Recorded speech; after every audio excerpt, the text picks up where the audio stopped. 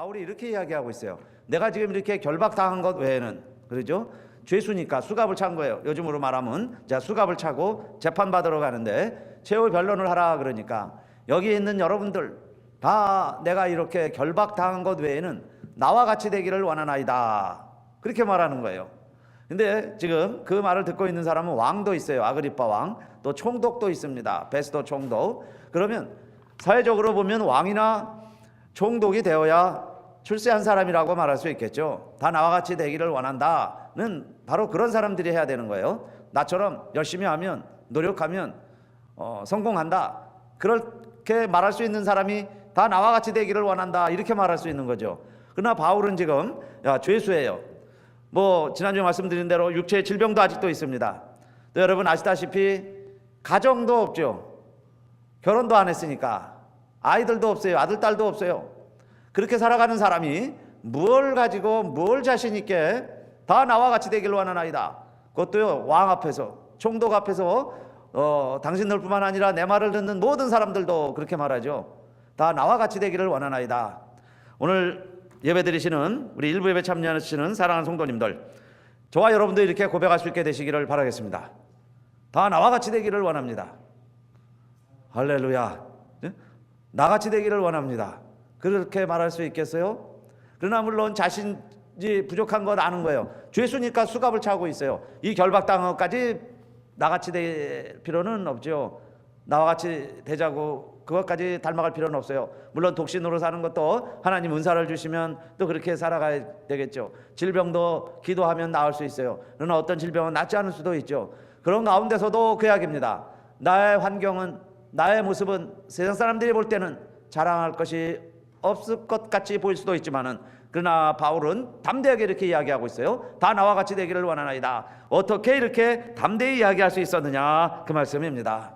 어떤 사람은요 그렇게 말하는 사람도 있어요. 너는 절대로 엄마같이 살지 말아라, 그렇게 딸에게 이야기하는 엄마들도 있죠. 자기 삶에 대해서 너무너무 자괴감이 드는 거예요. 너는 이렇게 살지 말아라. 그러나 여러분, 저와 여러분이 그렇게 후회하는 인생, 후회스러운 인생을 사는 게 아니라, 한번 다 같이 합시다. 다 나와 같이 되기를 원합니다. 다 나와 같이 되기를 원합니다. 이렇게 고백하면서 살아갈 수 있어야 되겠어요. 그러면 바울이 어떻게 이렇게 자신 있게 이야기할 수 있었느냐? 첫째는 그는 그전까지는 가시채를 뒷발질하는 것처럼 괴롭고 고통스럽고 고생스러운 삶을 살았어요. 그게 자기는 하나님을 믿는 도라고 생각을 한 겁니다. 그게 뭐냐? 예수 믿는 사람들을 핍박하는 일에 앞장섰어요. 예수 믿는 사람들을 공문을 받아가지고 체포해서 재판에 넘기는 역할을 바울이 한 겁니다. 그런데 그때 예수님이 나타나셨죠.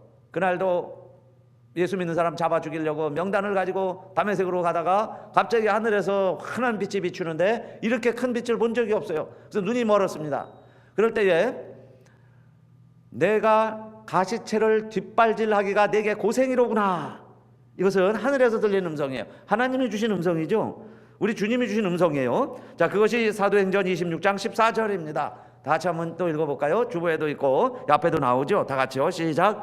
우리가 다 땅에 엎드러짐에 내가 소리를 들으니 히브리 방언으로 이르되 사울아 사울아 내가 어찌하여 나를 핍박하느냐?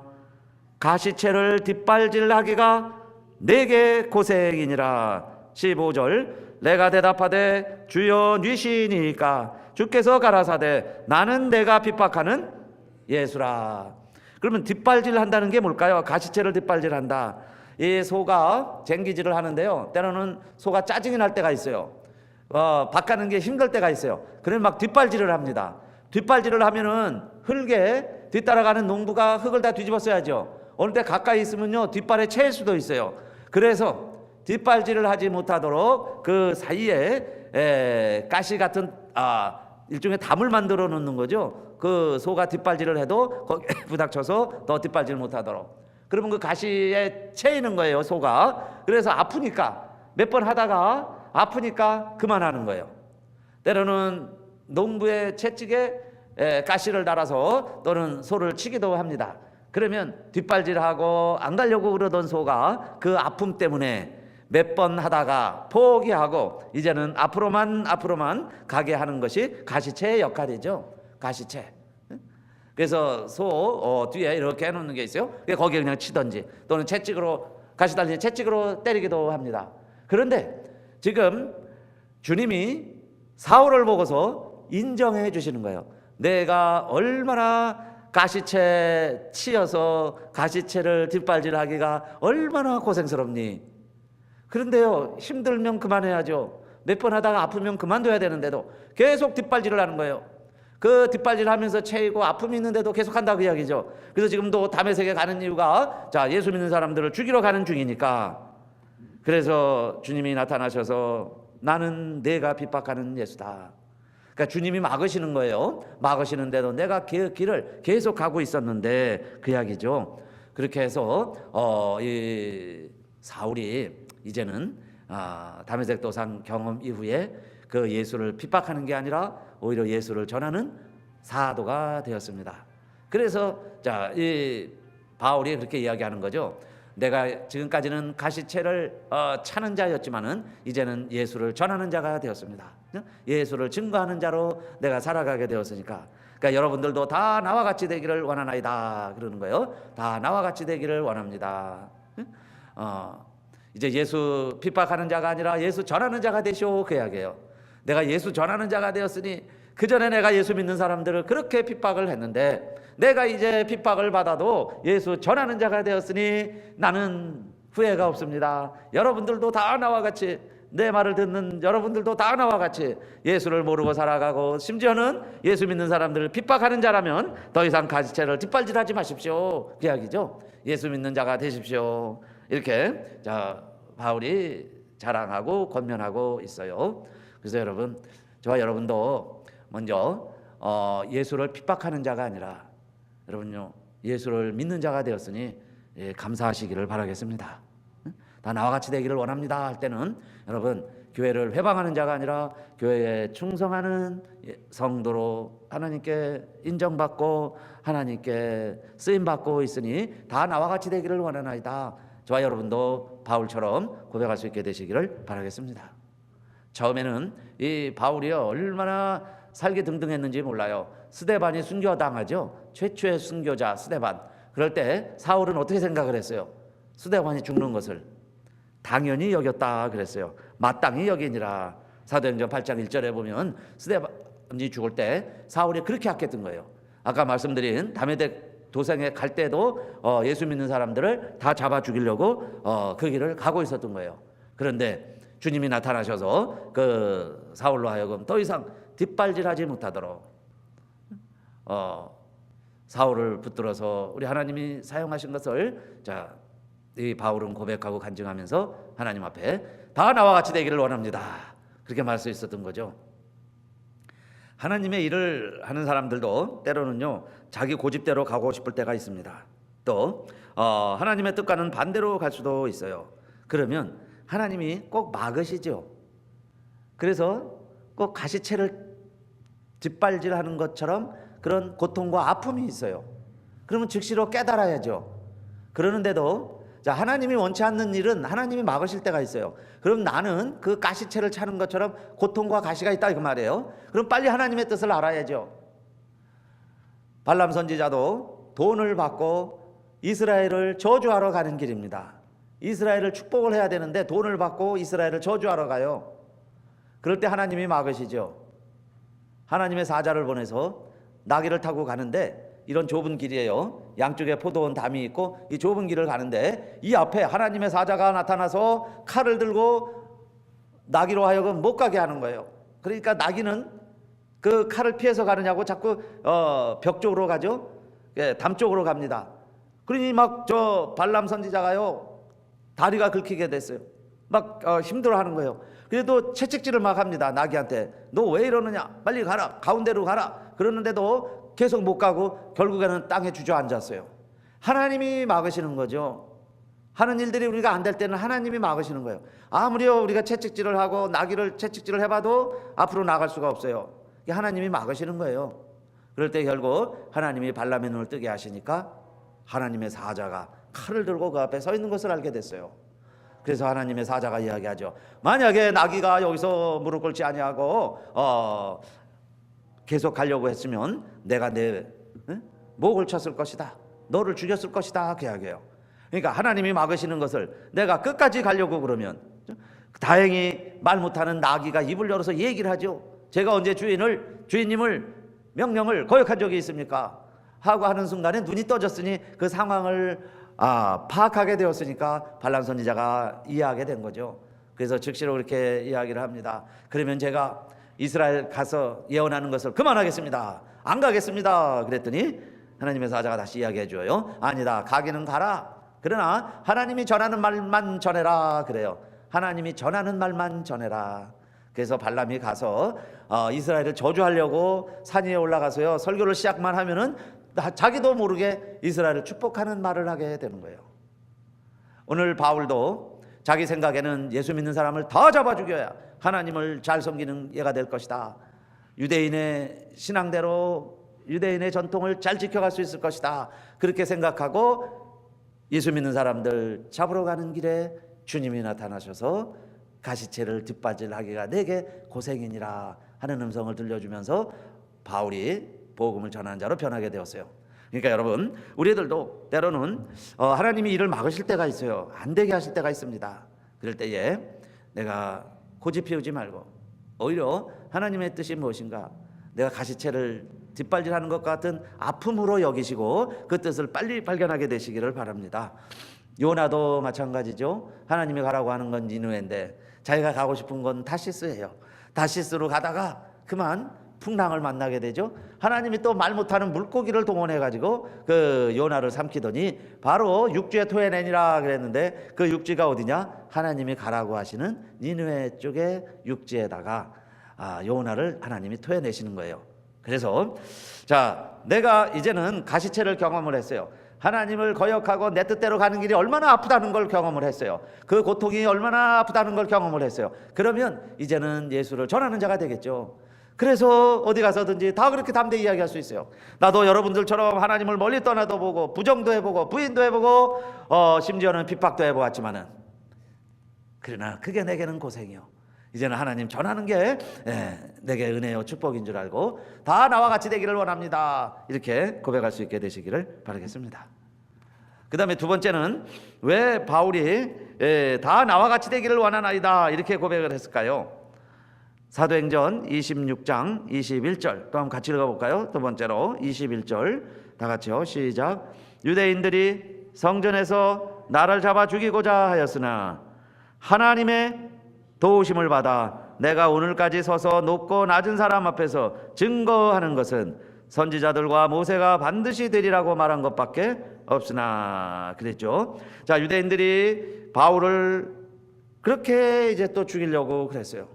왜냐하면 배신자죠. 같이 예수 믿는 사람 죽이다가 이제는 자기가 돌아서서 예수 믿는다고, 예수 믿으라고 전하고 다니니까 유대인들이 바울을 제일 싫어하는 거예요. 그래서 바울을 죽이려고 그럽니다. 그런데 바울의 고백은 26장 22절 내가 오늘까지 어떻게 이렇게 왔다는 거예요. 무엇으로 말미암아? 무엇을 받아? 하나님의 도우심을 받아 그랬죠. 하나님의 도우심을 받아 내가 오늘까지 서서 그래요. 내가 지금까지 서서 높은 사람이나 낮은 사람이나 어제 예수는 고난받지만 다시 살아나실 것이다, 다시 살아나셨다, 이 사실을 전하게 하셨는데 내가 어떻게 이렇게 서서 이 말을 전할 수 있게 되었느냐? 하나님의 도우심을 받아 그랬어요. 하나님이 도와주셔서. 그래서 그렇게 담대히 이야기할 수 있는 거예요. 내 말을 듣는 여러분들이요, 여러분들도 다 나같이 되기를 원합니다. 그게 뭐냐 하면 주의 일 하다가 어려움 당할 수 있어요. 우리도 믿음 생활하다 어려움 당할 수 있습니다. 십자가가 너무 무겁게 느껴질 때가 있어요. 이민 생활이 너무 힘들고 고통스럽게 여겨질 때가 있습니다. 그럴 때에도 하나님의 도우심을 받아 우리들이 여기까지 왔으니 그 이야기죠. 하나님의 도우심을 받아. 그래서 사랑하는 성도님들도 다 나같이 되기를 원합니다. 그 얘기는 뭘까요? 여러분들도 다 하나님이 도와주시기를 바랍니다. 그 고백이에요. 또 하나님이 도와줄 줄로 믿습니다. 하나님이 택한 자녀는 하나님 버리지 않으세요. 끝까지 책임져 주세요. 할렐루야. 끝까지 책임져 주는 줄로 믿습니다. 하나님이여 결코 버리지 않으세요. 참새 한 마리도 하나님이 허락지 아니하면 땅에 떨어지지 아니한다 그랬는데, 그래서 바울이 그렇게 말한 거예요. 하나님이 도와주셔서 내가 지금 서서 이렇게 여러분들에게 전하고 있습니다.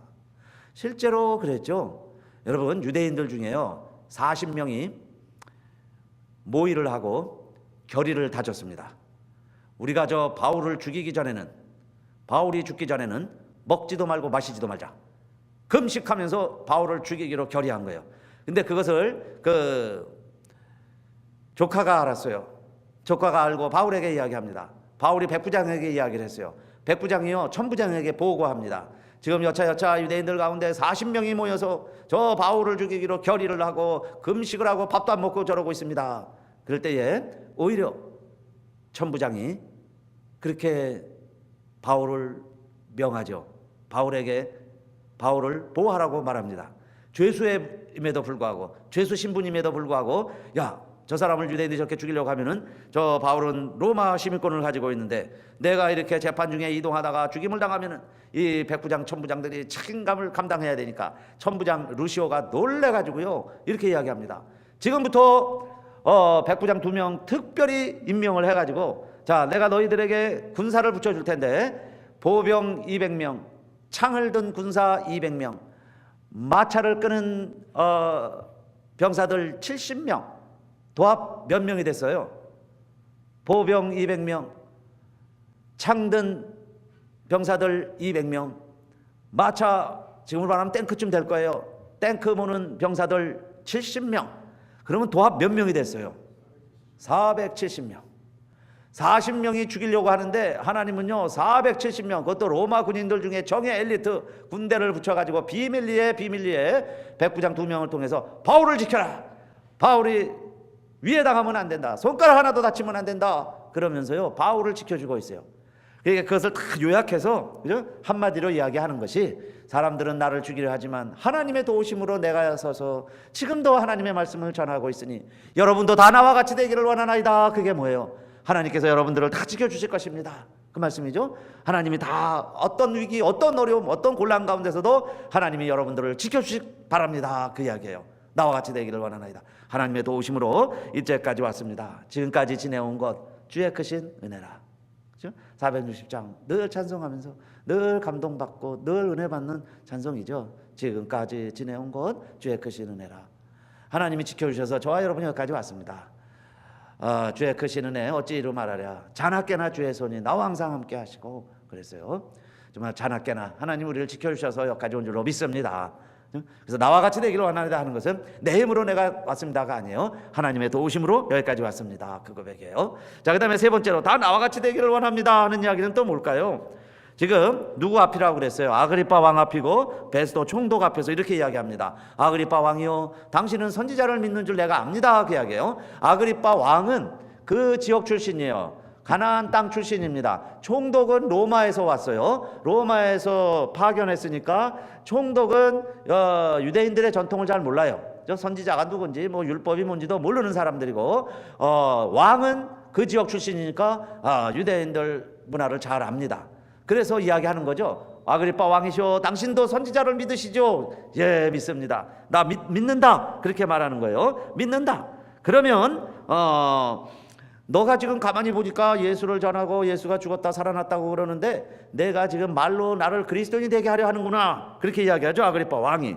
그럴 때 바울이 이렇게 다시 이야기합니다. 내가 말이 적으나 많으나, 말을 많이 하나 적게 하나, 또 당신뿐 아니라 오늘 내 말을 듣는 모든 사람들도 내가 이렇게 결박당한 것 외에는 다 나와 같이 되기를 내가 하나님께 원하노이다, 하나님께 바랍니다. 그 뜻이에요.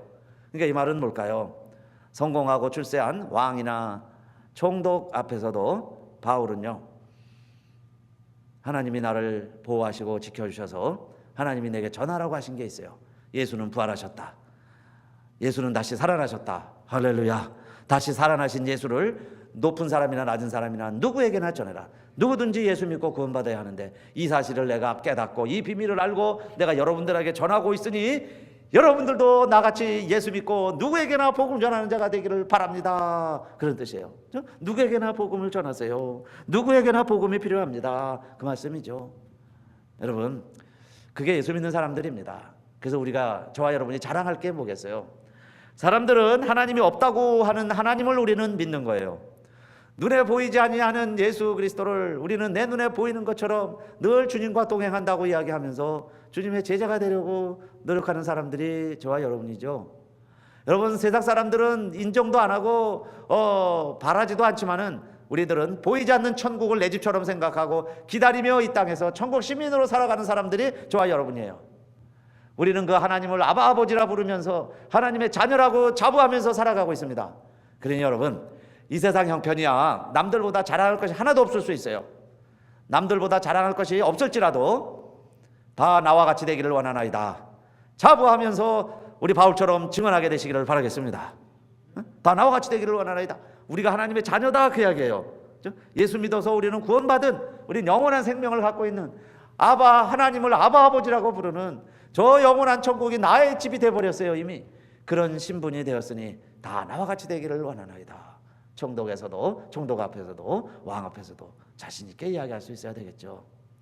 브랜든이라는 3살짜리 아이가 있는데, 이 아이가요, 이제 아버지가 거실에 앉아갖고 그 초콜릿 과자를 먹는 것을 보면서 엄마가 늘 그 과자를 줄 때는 우유와 함께 줬어요. 그래서 그 아버지가 목이 마르겠죠. 3살짜리입니다.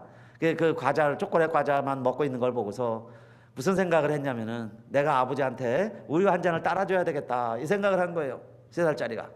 그래가지고 키가 작으니까 의자를 질질 끌고 갑니다. 마루에 기스를 내면서, 상처를 내면서 부엌까지 가서, 또 부엌에 올라가서 이제 유리잔을 꺼낸다고 꺼내는데 그만 애가 꺼내다가 유리병을 깼어요. 잔을 땡그랑하고 깼습니다. 아버지가 이 애가 지금 위험하고 좀 뭘 하는가 궁금도 하지만은 그냥 내버려 두기로 해봤습니다. 뭘 하는가 보는 거예요. 그랬더니 이번에는 또 그 유리 사이를 피해 가더니 냉장고 문을 열었어요. 또 확 열리니까 뭐 냉장고가 막 흔들리겠죠. 그 중에서 큰 우유병, 1갈론짜리 우유병을 꺼내가지고 조그만 유리잔에 따르는데, 그 애가 따르니까는 뭐 반은 쏟는 거죠. 그래서 깨진 유리가 흩어져 있고 거기에 또 우유가 흘러가지고 막 난장판이 돼가고 있습니다. 그런데도 이 아버지는 이제 기다려보는 거예요. 애가 뭘 하려고 그러는가. 그랬더니 그 우유 한 잔을 흘려가면서 유리 사이를 피해 가면서 아빠한테 주는 거예요. 아빠, 초콜릿 과자는 우유랑 같이 먹는 게 맛있는데, 응? 아빠도 우유를 좋아하실 텐데, 그러면서 우유를 한 잔 갖다 주더라는 거예요. 이 아빠는 그 일을 잘못하는, 사고를 치는, 문제를 일으키는 그런 아이로 보는 게 아니라 내 사랑하는 아들로 보는 거죠. 그래서 너는 내 아들이다, 너는 내 아들이다. 그 이야기를 우리 목회 칼럼에도 전제를 했습니다. 있는 글을 그대로 인용을 했는데, 여러분, 우리 하나님이 보실 때도 우리를, 저와 여러분을 그렇게 보시는 거예요. 우리가 하는 일이 뭐 얼마나 잘하겠습니까? 잘하지 못해도 우리의 마음 중심만 하나님을 아버지라 부르고 아버지를 위해서, 아버지를 기쁘게 하기 위해서 하는 일들이라면은, 여러분, 우리 하나님이 얼마나 우리를 보고 대견해하고 기뻐하시겠어요. 그러나 아버지를 속이고, 사춘기가 되면 그러죠. 점점 거짓말하고. 그러나 정말 아버지를 기쁘시게 해드리는 아들이, 집안은 난장판이 돼도 정말 아버지를 기쁘게 해드리게 했던 것처럼 저와 여러분도요, 죄 일 하다가 보면 여러 가지 힘들고 어려운 일들이 있을 거예요. 십자가의 길이 있을 수 있습니다. 그러나 정말 주님을 기쁘시게 해드리는 그 일념 하나 가지고 죄 일 하다 보면 하나님께서 우리를 크게 기뻐하시고 축복해 주시고 함께 하시고 보호해 주시리라고 믿습니다.